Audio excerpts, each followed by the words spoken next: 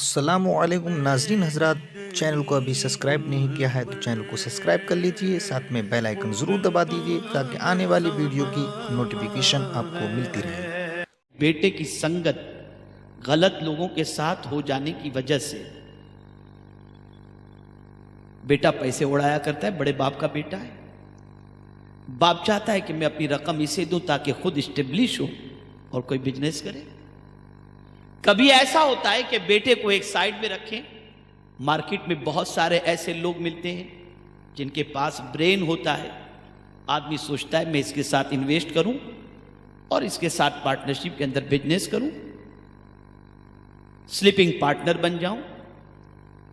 اور کچھ ایسے ہوتے ہیں مارکیٹ کے اندر جو پلان لے کر کے آتے ہیں اور کہتے ہیں ہمارے پاس آپ انویسٹ کریں، آپ کو اتنا پروفٹ ہوگا۔ آدمی چلا جاتا ہے، انویسٹ کرتا ہے اور بعد میں پتہ چلتا ہے کہ نقصان ہو گیا۔ تو قرآن ڈائریکشن دے رہا ہے، کسے پیسہ دو،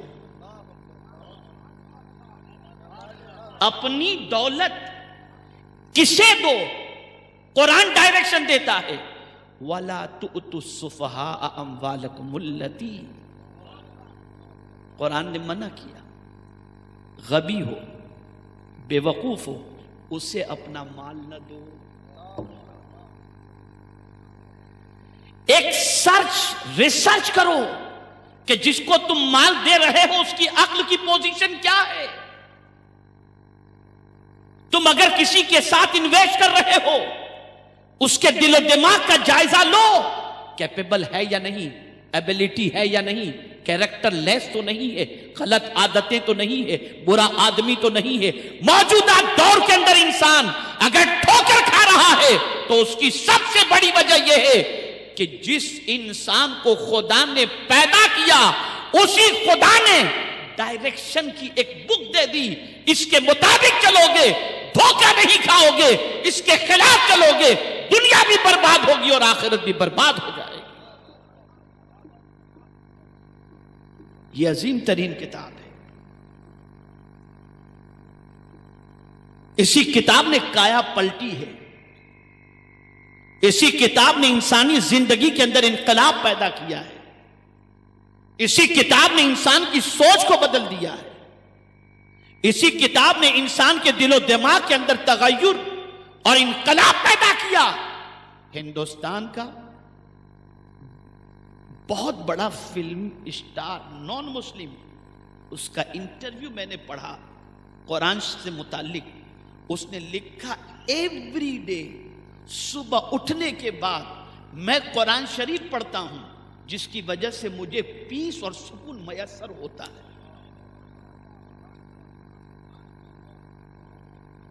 توجہ چاہوں گا، توجہ چاہوں گا،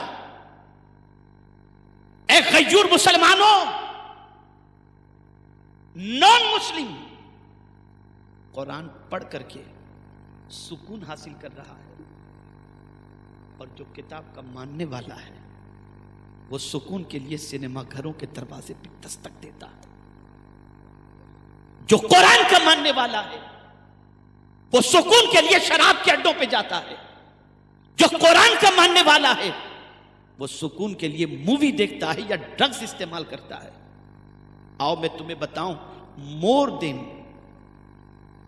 70% پوری دنیا میں بسنے والے کسی بھی مذہب کے ماننے والے ہوں ایک بیماری میں گرفتار ہے، اسٹریس، ٹینشن، ڈپریشن۔ جس کسی کو دیکھو ڈپریس، جس کسی کو دیکھو ٹینشن میں۔ آپ کسی سے طبیعت پوچھ لیں، کیا بتاؤں والا، ٹینشن ٹینشن ٹینشن۔ کیا علاج ہے اس کا؟ سگریٹ پینا؟ کیا علاج ہے اس کا؟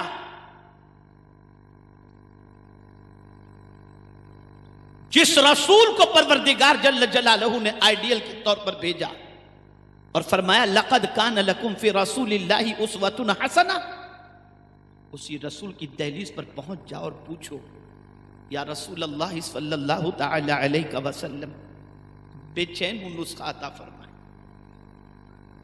سرکار فرما سکتے تھے یہ سیرپ پی لینا سکون مل جائے گا، یہ جڑی بوٹی استعمال کر لینا سکون مل جائے گا۔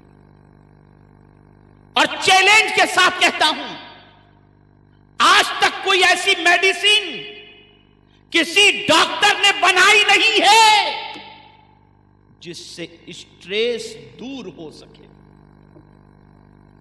نیند کی گولی دے دیں گے سو جائیے، لیکن اسٹریس کی میڈیسن کہیں نہیں مل سکتی۔ اسی لیے آپ جانتے ہیں کہ میڈیکل اسٹور میں جا کر آپ نیند کی ٹیبلٹ یوں ہی مانگ لیں وداؤٹ پرسکرپشن نہیں دیں گے۔ زیادہ سو لیے تو جان چلی گئی تو، لیکن یا رسول اللہ آپ کی عظمتوں پر قربان، دنیا کا سائنٹسٹ جو علاج نہیں کر سکتا، مدینے کا تاجدار وہ علاج کرتا ہے۔ صحابہ عرض کرتے یا رسول اللہ صلی اللہ علیہ وسلم، بے چینی کا علاج کیا ہے؟ اسٹریس کا علاج کیا ہے؟ بے قراری کا علاج کیا ہے؟ نروس ہو جائیں تو علاج کیا ہے؟ تو آقا کریم صلی اللہ علیہ وسلم ارشاد فرماتے ہیں کہ وضو کرو، مسجد چلے جاؤ، درس قرآن کی محفل چل رہی ہو بیٹھ جاؤ، اس میں اللہ کا سکینہ نازل ہوگا۔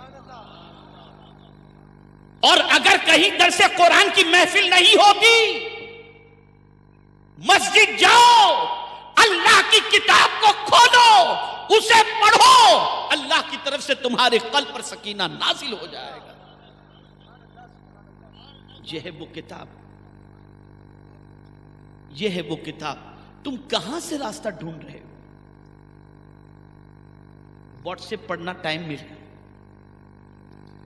تو میرے پیارے آقا صلی اللہ تعالی علیہ وسلم کے پیارے دیوانوں، ایوری ڈے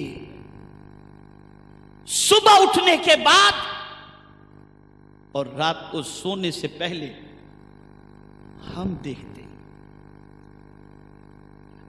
آج کے اس سوشل میڈیا کے دور کے اندر صبح اٹھ کر پہلے میسج کس کا ہے انسان اس کو دیکھتا ہے، اور رات کو سونے سے پہلے کس کو میسج کیا اور کس کا میسج آیا وہ دیکھتا ہے۔ اے انسان، روزانہ تو سب کا میسج پڑھتا ہے، خدا کا میسج بھی تو پڑھ لیا کر کہ تیرے رب کا میسج تیرے لیے کیا ہے۔ نہیں ہے ٹائم، وقت نہیں ہے۔ سچویشن یہ ہے کہ آج وہ قوم جو قرآن کو اللہ کی کتاب مانتی ہے اور رسول گرامی وقار صلی اللہ علیہ وسلم کو اللہ کا آخری نبی مانتی ہے، وہ قوم کامیابی کے لیے راستہ ڈھونڈ رہی ہے کہ کون سا راستہ اپنائیں جس کی وجہ سے ہمیں کامیابی مل جائے۔ ایک ہی راستہ ہے، قرآن نے کہہ دیا یا ایھا الذین آمنوا ادخلوا فی السلم کافہ، اے ایمان والو اسلام میں کمپلیٹ داخل ہو جاؤ، اسلام میں پورے پورے داخل ہو جاؤ۔ آج ہماری سچویشن کیا ہے؟ ٹیمپریری تھوڑی سی چیزیں بس۔ مثال کے طور پر میں آپ کو سمجھا دوں، شاید اچھی طرح سے بات سمجھ میں آ جائے۔ چونکہ ایجاب و قبول کے بغیر نکاح نہیں ہو سکتا، اس لیے ہم اس کو کرتے ہیں۔ اگر ہم اسلام کے نقطۂ نظر سے اور محبت رسول کے نقطۂ نظر سے اگر دیکھیں تو نکاح کی ساری تقریبات دائرہ اسلام میں ہونی چاہیے تھی، لیکن کیا کیا تقریبات ہوتی ہیں؟ ناچ ہو رہا ہے، گانا ہو رہا ہے، میوزک چل رہے ہیں، ڈانڈیے چل رہے ہیں، یہ سب کچھ ہو رہا ہے۔ کس چیز کے عوض میں؟ توجہ چاہوں گا، کرنے جا رہے ہو نبی کی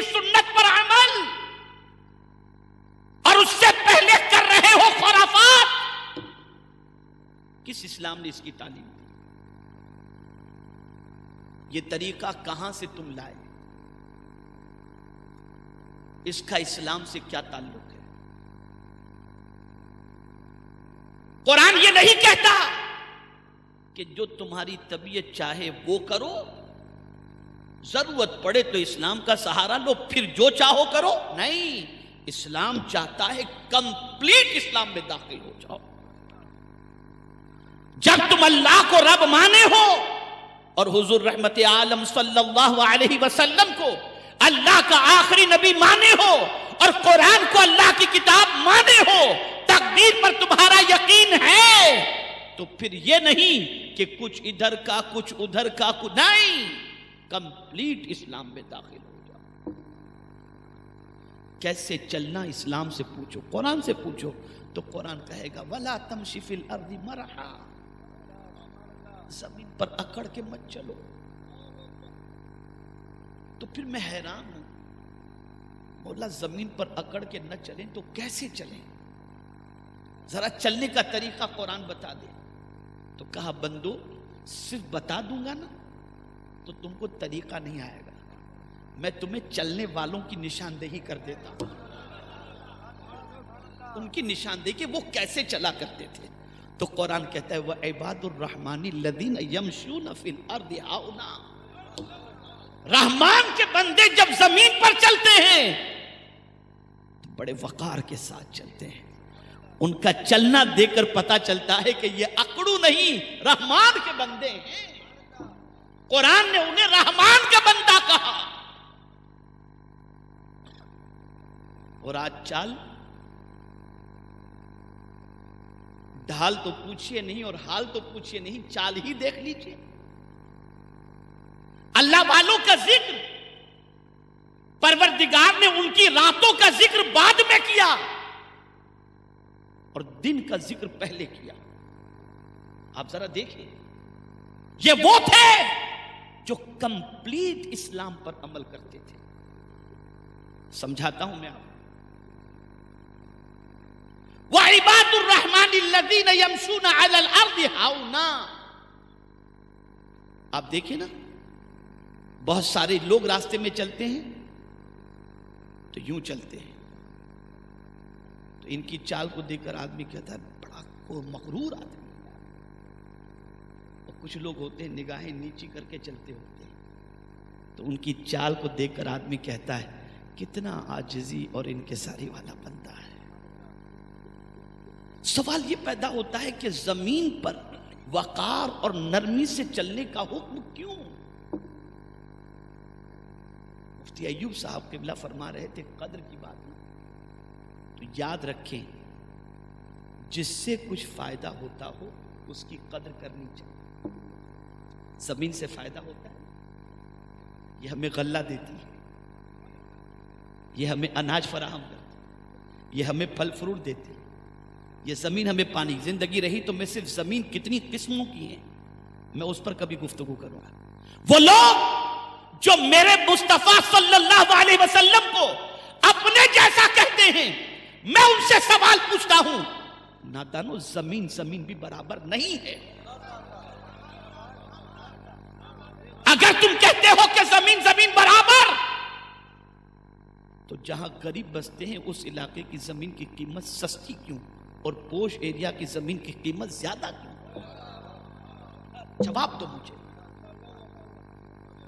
اگر زمین برابر تو آپ کے محلے کی جامع مسجد بھی مسجد ہی ہے اور مسجد حرام بھی مسجد ہی ہے. جامع مسجد میں پڑھو گے تو 1 گنا ثواب، مسجد حرام میں پڑھو گے تو 1,00,000 گنا ثواب. کیوں؟ لیکن قربان جائیے مسجد حرام کی زمین کو جنت کا ٹکڑا نہیں فرماتا، لیکن مسجد نبوی شریف میں دیوبندی ہو، غیر مقلد ہو، مودودی ہو، سب کی پوزیشن جاتے ہیں مسجد میں اور کھڑے ہوتے ہیں ریاض الجنہ کے لیے انتظار میں کہ تھوڑی سی جگہ مل جائے 2 رکعت پڑھ. ارے بھائی اتنا پورا مسجد کا علاقہ چھوڑ کر ریاض الجنہ کے لیے تم انتظار کیوں کر رہے ہو؟ یہ تو سنیوں کے لیے ہے۔ اس لیے کہ تم تو یہ کہتے ہو کہ نبی کچھ نہیں دے سکتے، اور ہم کہتے ہیں نبی جس کو چاہے جنتی بنا سکتے ہیں۔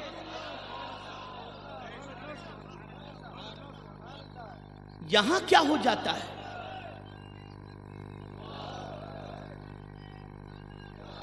یہاں کیا ہو جاتا ہے؟ تمہارا عقیدہ کہاں چلا جاتا ہے؟ مجھے قرآن سے کوئی ثابت کرے کہ رب نے فرمایا ہو کہ یہ ٹکڑا جنت کا ٹکڑا ہے، ثابت کرے۔ نہیں پیش کر سکتے۔ میرے مصطفیٰ نے اس ٹکڑے کو جنت کا ٹکڑا فرمایا، اس سے جنت کا ٹکڑا۔ تو جو رسول جس زمین کو چاہیں جنت کا ٹکڑا۔ اور مجھے حیرت ہوتی ہے کہ پوری مسجد اور اتنے سے ٹکڑے کو جنت کا ٹکڑا کیوں کہا گیا؟ وجہ ہے کہ اتنے سے ٹکڑے پر سب سے زیادہ قدم حضور کے اتنے ہی ٹکڑے پر لگے ہیں۔ اسی لیے سرکار نے قید لگائی، میرے گھر اور منبر کے درمیان کی جگہ یہ ریاض الجنہ ہے، اس لیے کہ یہاں مصطفیٰ کے سب سے زیادہ قدم لگے۔ تم کہتے ہو نبی اپنی بیٹی کو نہیں بخشوا سکتے؟ میں پوچھتا ہوں اگر نبی کے قدم جہاں لگ جائیں اور کثرت سے لگیں وہ جگہ ریاض الجنہ ہو جائے، تو جس کو رسول اعظم نے اپنے جسم کا ٹکڑا کہا ہو وہ سیدۃ النساء کا مقام کتنا عرف و اعلیٰ ہو۔